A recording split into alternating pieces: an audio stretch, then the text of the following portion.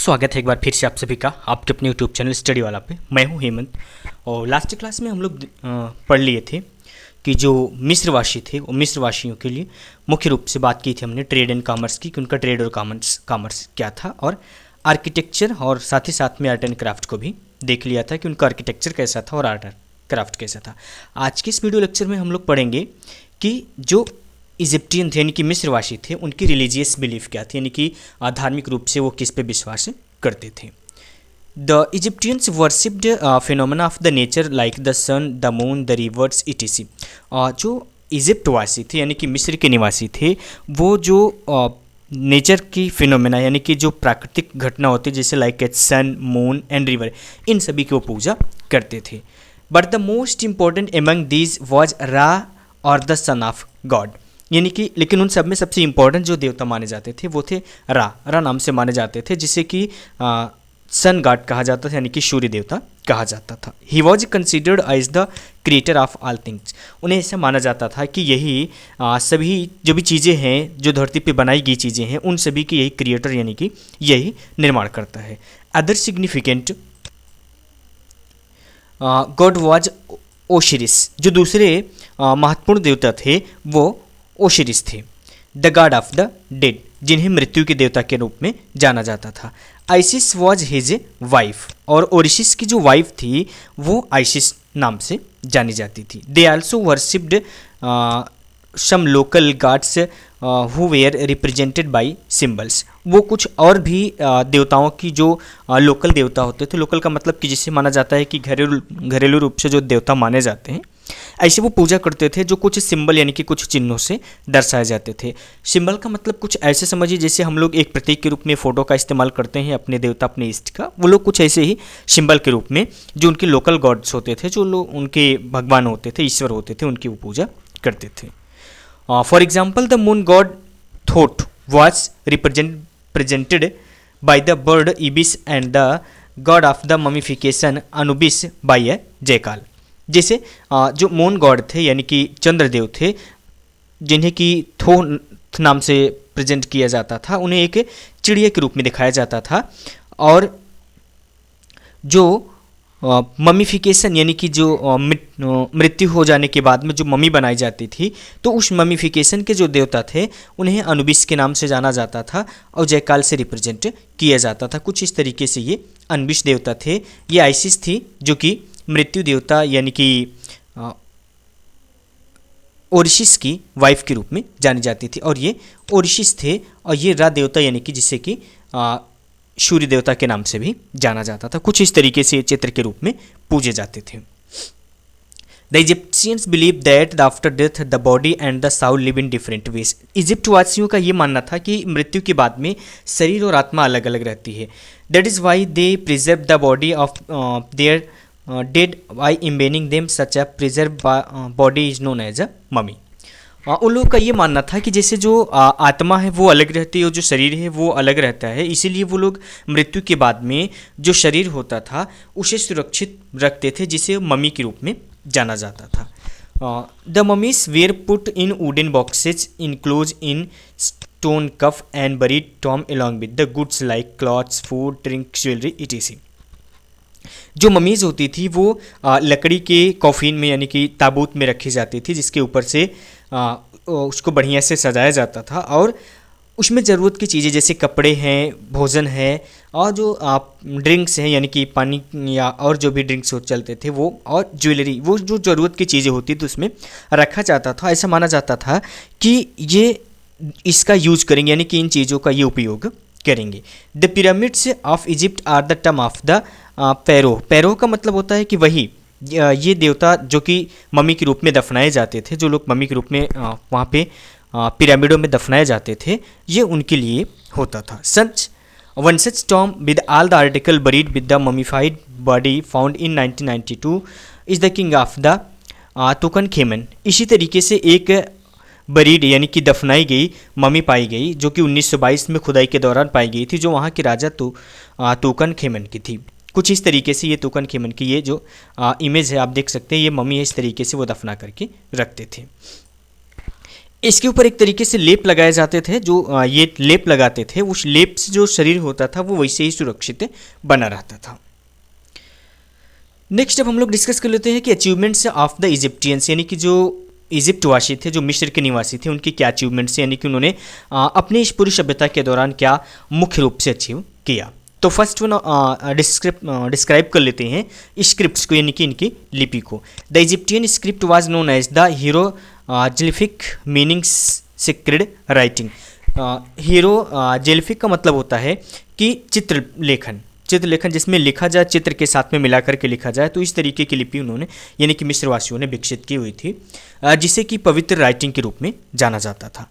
It consist of the sign are the pictures each representing an idea. ये जो इनकी लिपि होती थी इसमें कुछ चिन्ह और कुछ पिक्चर्स को मिला करके विचारों को रिप्रेजेंट किया जाता था। They use to write with reed pen और on the leaves of the plant known as the papyrus. वे रीड पेन से लिखते थे और एक पेड़ होता था जिसे पापिरस के नाम से जाना जाता था, उसकी पत्तियों पे ये रीड पेन से लिखते थे। In fact the word paper has come from the papyrus. आज के टाइम पे जो पेपर शब्द आया वो इसी पापिरस से नाम से पेपर नाम लिया गया है। तो ये फर्स्ट इनकी अचीवमेंट हो गई कि स्क्रिप्ट राइटिंग की। सेकेंड वन है मैथमेटिक्स, यानी कि गणित में इनके क्या अचीवमेंट्स थे, इसको हम लोग देख लेते हैं। The Egyptians were great mathematician, मतलब कि एक महान गणितज्ञ थे। They represented number from 1 to 9 by 1 sign and the repeated the same to get the required number. ये लोग 1 से लेकर के 9 तक के नंबर साइन के जरिए लिख लेते, यानी कि चिन्हों के जरिए लिख लेते थे और ज़रूरत पड़ने के बाद में नंबर को रिपीट भी कर लेते थे। They also had the different sign for the 10 its multiplies. उनके पास में 10 से मल्टीप्लाइज करने के लिए अलग अलग डिफरेंट साइन भी थे, which made it easy for them to add और सब्ट्रैक्ट, जिससे कि उन्हें किसी चीज़ मल्टीप्लाई को जोड़ने में या फिर घटाने में आसानी होती थी। They could calculate the areas of the rectangle and the triangle. Way rectangle और ट्रायंगल के एरिया को भी कैलकुलेट कर पाते थे, यानी कि वो इस तरीके की कैलकुलेशन को करने में भी सक्षम थे कि रेक्टेंगल और ट्रायंगल की भी एरिया को वो निकाल सकते, यानी कि वह आयत और त्रिभुज का भी एरिया वो निकालना जानते थे। Next is solar calendar. The Egyptians developed the world's first solar calendar. जो इजिप्टवासी थे उन्होंने दुनिया का पहला सोलर कैलेंडर बनाया। दे calculate that the year had 365 days. उन्होंने ये शामिल किया कि जो एक ईयर होता है, जो एक साल होता है, वो 365 दिनों का होता है। It was based on the 2 things. ये 2 चीज़ों पर निर्भर था। First the average period between 2 successive flood in the river Nile which was 365 days. पहला तो ये था कि जो नील नदी में बाढ़ आती थी वो एक साल में 2 बार आती थी, यानी कि 2 सक्सेसिव फ्लड आता था, तो दोनों को यानी कि 2 बाढ़ जो आती थी उसका जो टाइम पीरियड होता था वो होता था 365 डेज, यानी कि 365 दिनों का। And the second the appearance of the stars serious in the sky after 365 days. दूसरा ये था कि जो सीरियस नाम का तारा आसमान में दिखाई देता था वो 365 दिन में एक ही बार दिखाई देता था। Then divided the year into 12 month with each month having 330 days. और इस आधार पे तब उन्होंने इस 365 दिन को, यानी कि एक ईयर को 12 महीनों में डिवाइड किया और हर एक महीने में उन्होंने 30 दिन रखे। 5 more days were added for the religious festivals. और 5 और दिन को जोड़े गए जो कि रिलीजियस फेस्टिवल यानी कि धार्मिक त्यौहार को मनाने के लिए होते थे। तो ये इनके मैथमेटिक्स और इनका जो सोलर कैलेंडर था इसके बारे में हम लोगों ने डिस्कस किया। नेक्स्ट डिस्कस कर लेते हैं कि मेडिसिन के बारे में। The Egyptian were aware of the human anatomy and one of their books provided a detailed analysis of the human circulatory system. जो इजिप्ट के निवासी थे यानी कि मिस्र के लोग ह्यूमन एनाटॉमी यानी कि जो मनुष्य का कंकाल तंत्र था उसके बारे में एक बुक मिलती है। वो यानी कि इससे पता चलता है कि वो लोग एनाटॉमी के बारे में बहुत अच्छे तरीके से जानते थे। और एक डिटेल बुक मिलती है जिसमें उन्होंने सर्कुलेटरी सिस्टम को एनालिसिस को लिखा हुआ यानी कि जो परिसंचरण तंत्र होता है उसके बारे में एक डिटेल्स बुक मिलती है।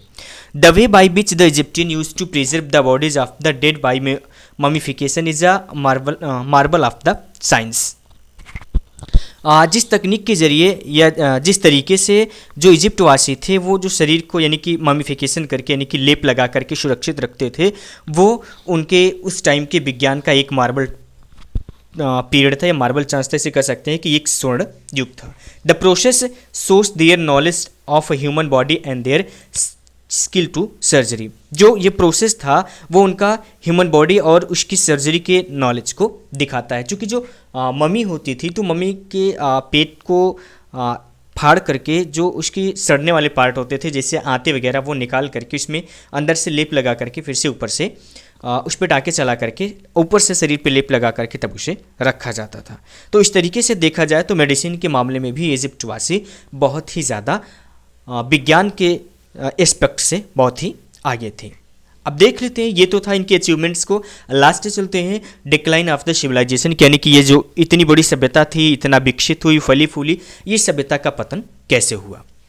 By 1000 BC the great Egyptian civilization began to decline. लगभग 1000 BC के आसपास तक ये जो महान मिस्र की सभ्यता थी धीरे धीरे इसका पतन होने लगा।